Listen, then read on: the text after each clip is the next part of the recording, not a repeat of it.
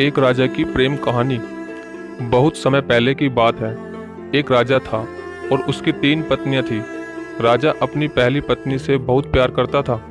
वह अपनी दूसरी पत्नी को एक दोस्त की तरह समझता था और जब भी उसको कोई परेशानी होती थी तो वह अपनी पहली पत्नी से सुझाव लेता था।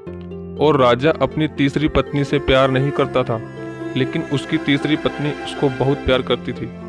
राजा हमेशा अपने कामों में बहुत उलझा हुआ और व्यस्त रहता था।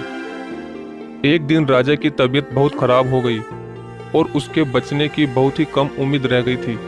राजा की एक आखिरी इच्छा थी कि वह अकेले नहीं मरना चाहता था। उसने अपनी पहली पत्नी को बुलाया और बोला, क्या तुम मेरे साथ मरकर ऊपर भगवान के पास चलोगी? यह सुनकर वह बोली, मैं आपके साथ नहीं जा पाऊंगी, मैं अभी जीना चाहती हूँ। उसके बाद राजा ने अपनी दूसरी पत्नी को बुलवाया और राजा ने उससे भी पूछा, क्या तुम मेरे साथ मरकर भगवान के पास चलोगी?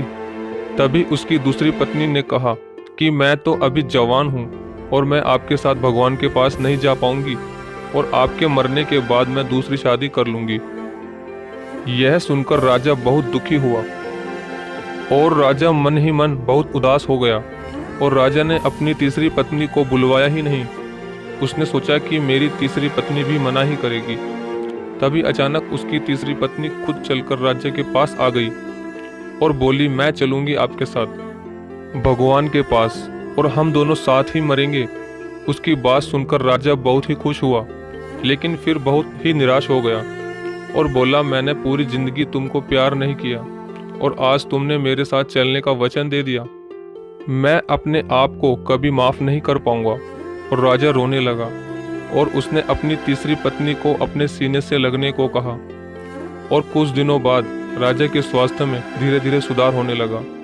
उस दिन से राजा समझ गया था कि हमें उससे प्यार करना चाहिए जो हमसे प्यार करता हो, ना कि उससे प्यार करें जिसे हम प्यार करते हैं। तो दोस्तों, आपको ये प्रेम कहानी की वीडियो कैसी लगी? अगर अच्छी लगी हो तो प्लीज़ वीडियो को लाइक और शेयर जरूर करें। धन्यवाद।